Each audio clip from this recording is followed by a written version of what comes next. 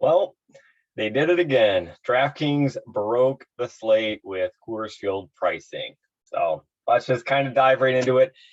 First off, though, welcome back to FSi DFS. I am McKinley412. I'm one of the MLB coaches here, and we're going to be breaking down this massive 14-game slate on Tuesday night.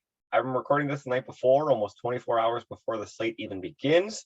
We still am unsure about the Toronto starter. I think it might be Gossman, but still unsure. On the opposite side of that game, Philadelphia, we don't know their starter yet, so I'm just going to throw that game kind of out the window right now and not too talked about it too much. But lots of aces, obviously with 14 games going on the slate. There's lots of pitching options that you can go to, lots of ways that you can go to with the bats. We'll kind of break it down and kind of guide you into the path of kind of where first look is heading for me. Obviously, there's a lot more research to do, but we'll just jump right into it. DraftKings once again broke the slate with Coors Field pricing, making San Diego just way too cheap. Cronenworth or Machado, your two most expensive guys, and then you're already down to 3.4K. It's frustrating just because of how chalky they're going to be, but I mean, also makes it pretty easy to kind of get off of the chalk. Obviously, 14-game slate, ownerships are going to be spread out already just a little bit thinner. But still, this is a gross mispricing back-to-back nights by DraftKings. So Cronenworth Machado, just to kind of show you like what you can throw in. We'll throw in Alfaro. If you could go Voit at first base if you want to at 3.4K. Eric Hosmer's min price. Rooker, he's also min price. He's back. Maybe he gets put in the projected lineup. But still, we'll just throw in these guys. We'll throw in the two most expensive pitchers on the slate in Cole, in Garcia, and nearly 4K remaining just with a massive San Diego stack.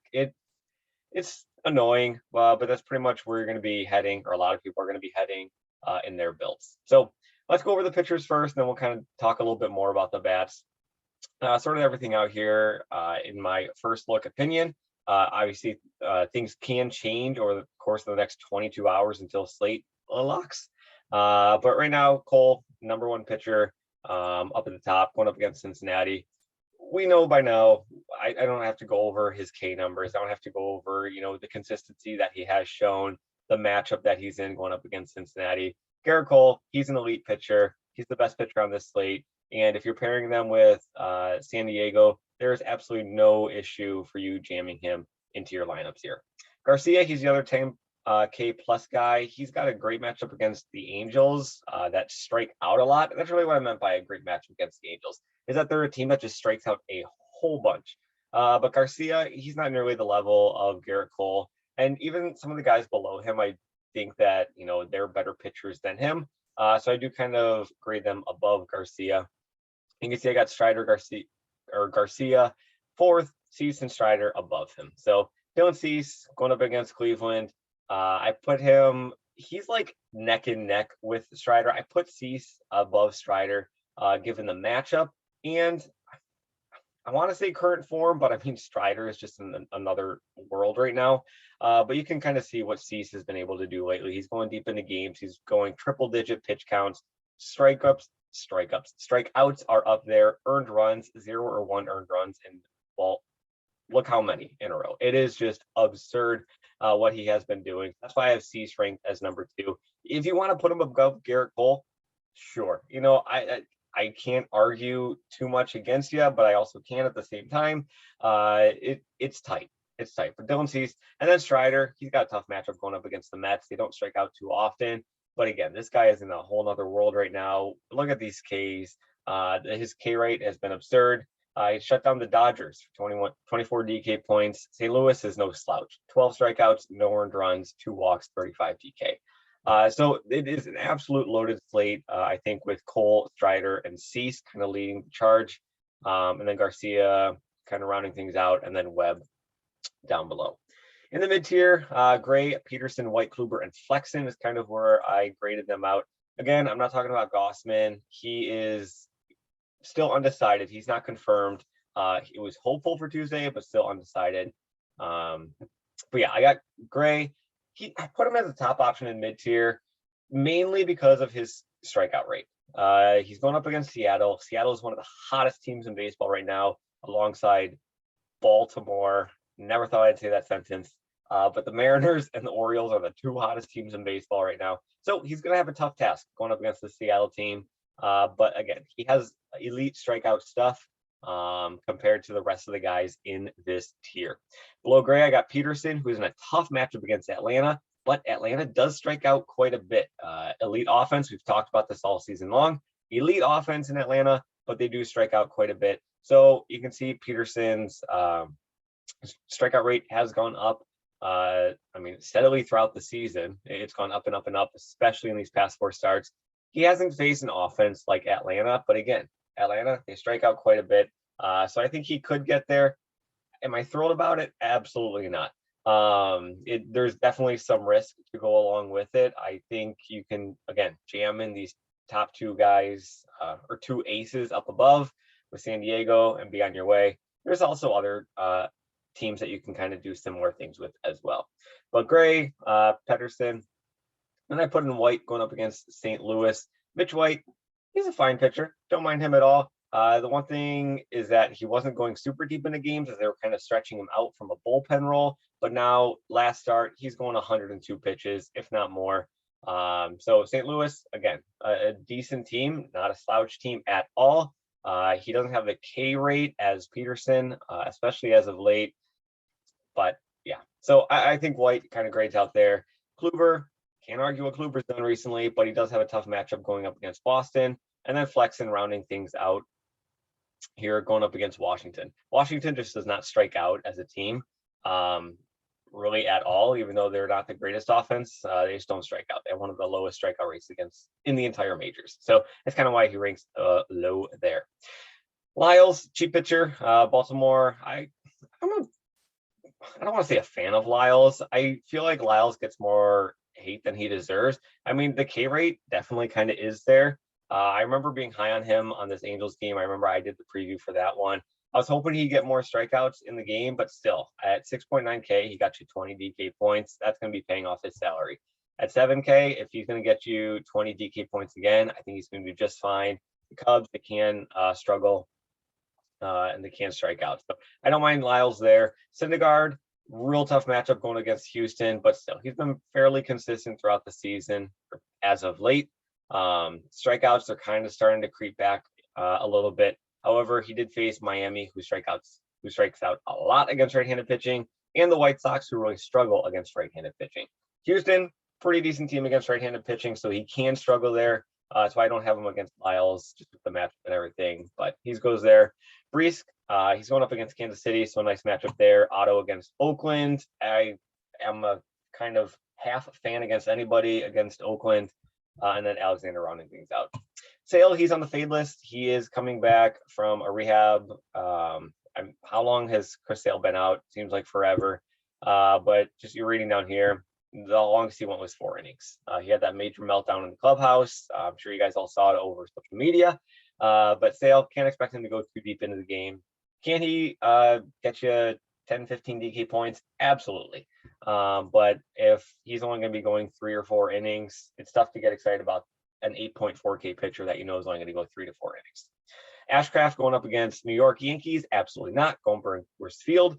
Keuchel is just a disaster right now. And then Pilkington, left-handed pitchers against Chicago White Sox? No. Scratch them off. Fade. Do not like them.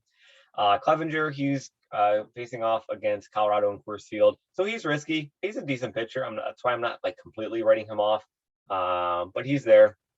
And then Sampson for Chicago going up against Baltimore. Risky because Baltimore, like I said, one of the hotter teams in baseball right now. It is pretty crazy.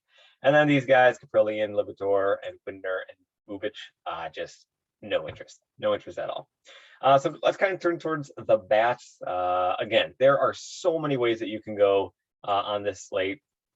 14-game slate, so many directions. If you have different rankings, totally understand. But this is, again, a first look.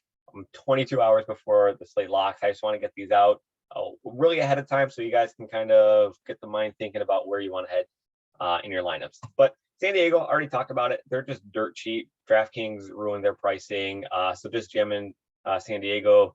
but they're going to be super chalky. There is merit to fading San Diego completely because of how chalky they're going to be. But yeah, San Francisco, I have them ranked next. You can interchange them with New York going up against Ashcraft. But Ashcraft and Keuchel have just been absolutely disasters as of late. Keuchel, let's pull him up. A nice juicy 7.36 ERA. He had a let's say a solid start in his last start out with a whopping 3 earned runs and 4 Ks. So, but you can kind of see how ugly it was beforehand. Now he's going up against an elite offense in San Francisco, and then Ashcraft on the other side of things. 4.35 ERA on the season. He's just really struggling. I know that he didn't allow a lot of earned runs here, but you can see hits against, like he is allowing guys on base like crazy, and he's not striking anybody out either. So I think this Yankees team can certainly get to him. Yankees pricing, it is kind of tough. You're not going to be able to get Cole and Cease and a Yankee stack in there. It's just not going to be possible. But you can certainly get one of those aces and go a little bit cheaper. Maybe you go down to White or go to Lyles or whatever. But I do like the Yankees there. Even some one-offs. You could go to Carpenter if he's in 3.9K. Love Carpenter. He's been mashing right-handed pitching. I'm expecting him to be in the lineup, but he's just got fantastic numbers. He's going to be pretty popular at 3.9K. Even as a one-off, I don't mind him there. And then San Francisco, their pricing on the other side. Let me pull them up. San Francisco, their pricing is extremely cheap. So that's kind of why I have them ranked above New York Yankees in this little top tier here, just because, I mean, they're super affordable. So maybe San Francisco might be that nice pivot off of the San Diego Padres. Everybody's going San Diego because they're dirt cheap. Well, San Francisco, they're in just as juicy of a matchup at home, and now they're going up against Keuchel, who is just kind of a disaster zone. So San Francisco, love them. Texas against Caprillion, who's really struggled. Seager, the usual guys there. And then the Dodgers going against Liberator. Kind of rounds things out there.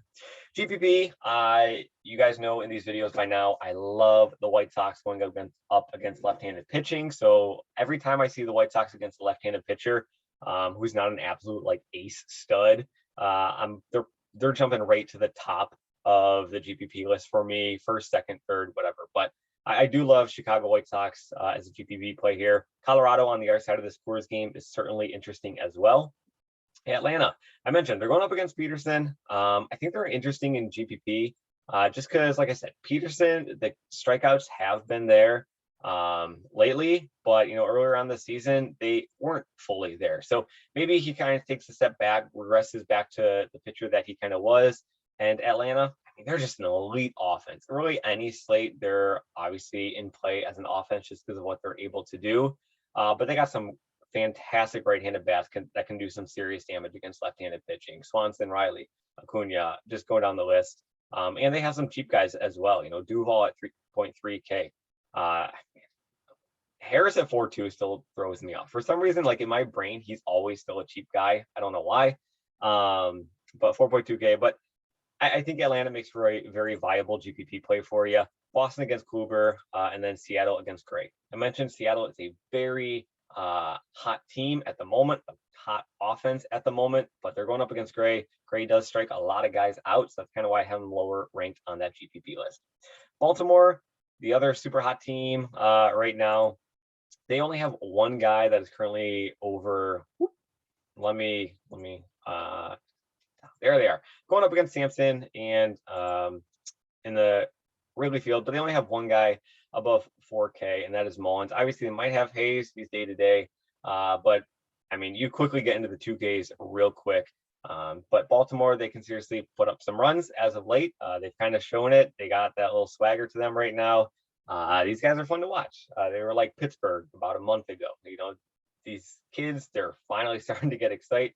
They're finally getting the hang of it. It's exciting to watch just as a fan of baseball. But I think Baltimore is a great cheap play. Detroit going up against Bubich, left-handed pitcher. Detroit really struggles against right-handed pitching, which is why I have this note in that Bubich is a left-handed pitcher, so they can certainly target him there. Arizona against Webb, Tampa Bay against Sale. Again, Sale is limited, so maybe Tampa Bay can get some damage in there. And overall, they're a pretty cheap team. And then Washington against Flexen, rounding things out. On the leverage side of things, it's just, you know, who I think is probably going to be the most popular pitchers. I think Cole and Cease are going to be the most popular, but I also think that they're popular for a reason.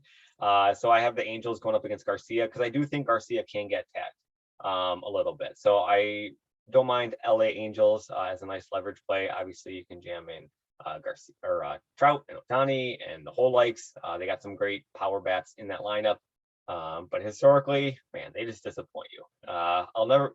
There's a tweet out there from long ago. I can't even remember it, but it was like every Angels highlight is Ohtani did something that's never been done before in MLB history. Trout hit 3 home runs and his batting average is now like 350, and the Angels lost by 6 runs. Like it's just every single Angels highlight. It's so depressing.